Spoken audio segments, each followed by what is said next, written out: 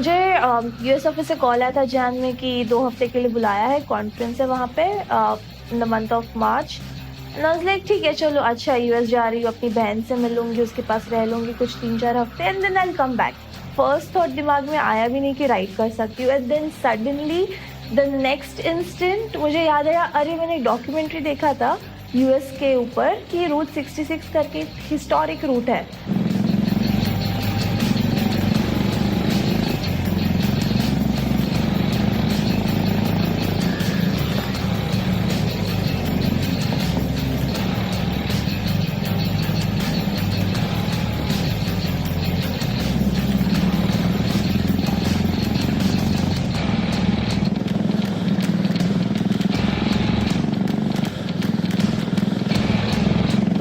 जो mother road बोला जाता है उसको, तो वहाँ पे काफ़ी बाइकर्स जाते हैं, काफ़ी यूएस बाइकर्स ने राइड कर चुके हैं। आई थॉट कि चलो वो ट्राई कर लेती हूँ, it's one of the historical routes in country, we have to try it. The next thought was कि बाइक कहाँ से अरेंज करें, गेयर कहाँ से अरेंज करें। मुझे इंडिया से गेयर लेके नहीं जाना था क्योंकि लगेज का प्रॉब्लम आ जाता है, हमारे गेयर ही 10 kg 20 kg के होते हैं including riding books and everything.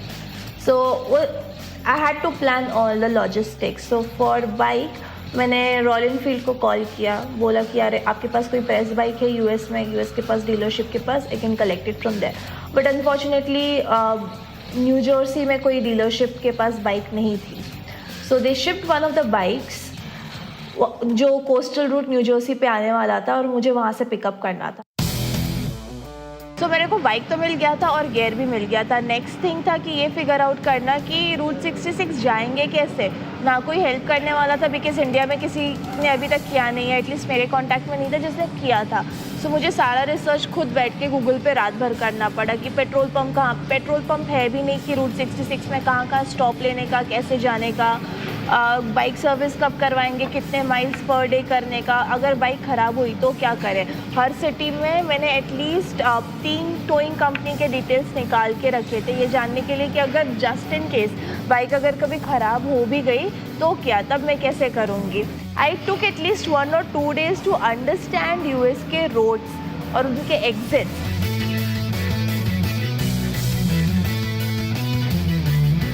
Finally the day आ गया जिस दिन मुझे राइड स्टार्ट करना था, 8th of April। उस टाइम मैंने राइड स्टार्ट किया था। मुझे उसके पहले एक दिन पहले मैंने न्यू जर्सी से बाइक पिकअप किया था जहाँ पे शिप हुई थी। सो रूट 66 एक्चुअली स्टार्ट होता है शिकागो से, बट बाइक जैसे कोस्टल रूट पे मेरी बाइक शिप हुई थी विच वॉज न्यू जर्सी। तो इसके लिए मुझे वहाँ से, वो डीलरशिप भी वहाँ पे है, तो इसके लिए वहाँ से मुझे बाइक पिकअप करना पड़ा और अप्रॉक्सीमेट 1200 किलोमीटर्स का राइड था from new Jersey till Chicago.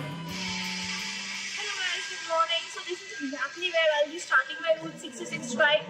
It's snowing right now. The temperature is -4, but it feels like -10. My hands are freezing cold. So it will take me, they are all in St. Louis. It will take me almost 8 hours to reach there. Let's see how that goes in this freezing temperature. The roads are pretty dangerous right now because it's frozen ice over it. So yes, let's see that and let's start our ride.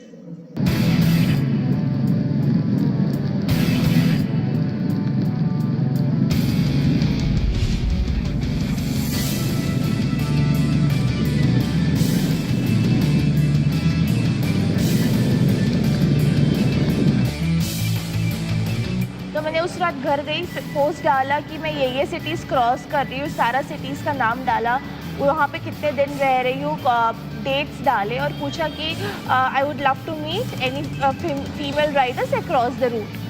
So I didn't expect, but मुझे luckily hundreds of reply आ गए। Was really overwhelmed by the reply that I got from them. One of the girls ने lead लिया every city पे meetup organise करने के लिए।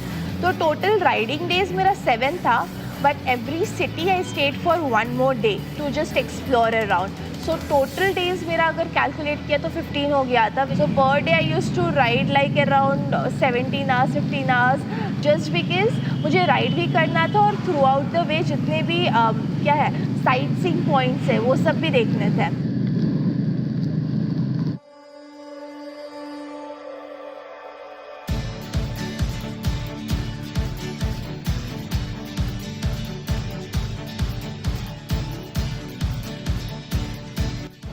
उसका वाइब्रेशन की वजह से, बाइक के वाइब्रेशन की वजह से मेरा पूरा हाथ थोड़ा सोलन हो चुका था, आइस एंड इसकी वजह से, वाइब्रेशन की वजह से।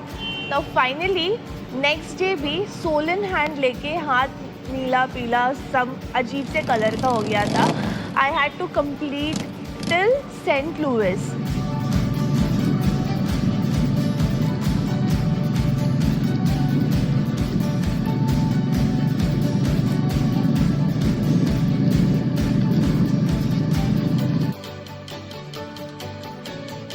मेरा one of the best experience route 66 पे या मोमेंट बोल सकते हो अब था, जिस दिन मुझे एक दिन में 4 वेदर क्रॉस करने को मिला। जैसे मैं ओक्लाहोमा से निकली, ब्राइट सनी धूप लग रही, जैकेट के अंदर पसीना आ रहा है। मैं टेक्सास के बॉर्डर के वहाँ गई, सैंडस्टॉर्म। टेक्सास कैसे विंडमिल्स का सिटी है, दोनों साइड पे ऐसे विंडमिल्स है, बीच से एक छोटा सा नैरो रास्ता जाता है जो रूट 66 है, और विंडमिल्स की वजह से सैंडस्टॉर्म बहुत तेज़ चल रहे हैं और यहाँ से आ रहे हैं और मुझे उसको क्रॉस करके बाइक लेके आगे जाना है। जैसे ही मैंने टेक्सास बॉर्डर के बाहर कदम रखा, बारिश चालू हो गई, गंदी बारिश, ठंडी वाली, बिकॉज ऑफ द विंड्स। और टेक्सास के आगे 100 माइल्स जाके स्नो चालू हो गया। सो एक दिन में आप कितने वेदर एक्सपेक्ट कर सकते हो? 4 weather was an experience to have.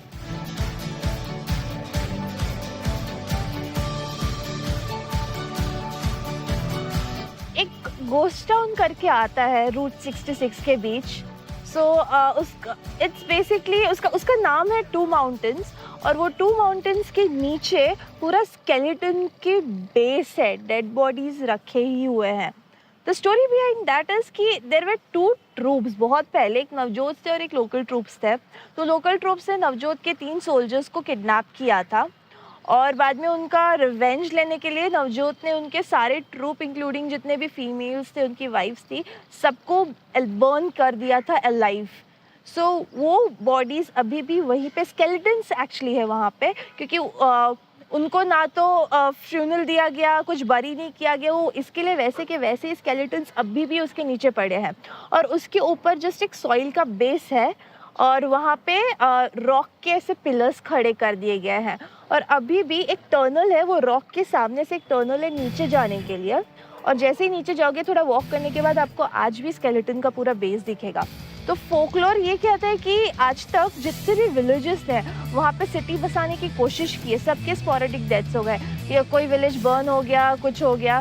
So that was very, वो अभी भी रास्ता है जाने के लिए, but actually I was scared and call me old fashion, but यार वो फोकलोर एक टाइम पे मैं बिलीव भी कर लूँगी, बिकॉज मुझे आगे अकेले राइड करना, और मुझे हिम्मत भी नहीं थी कि नीचे जाके देखो वो क्या है, स्केलेटन्स देखो, क्योंकि पूरा एरिया सुनसान था।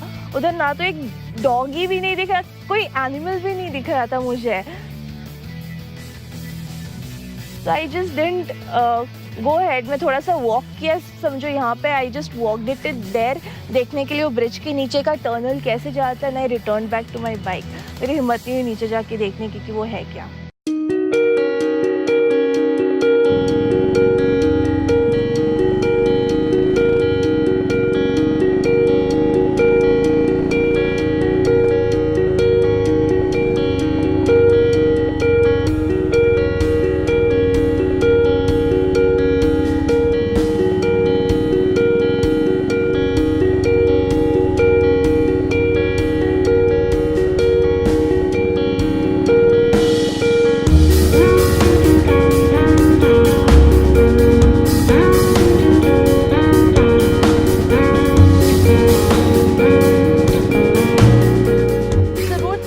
ख़त्म होता है कैलिफोर्निया में, सेंटा मोनिका करके प्योर है।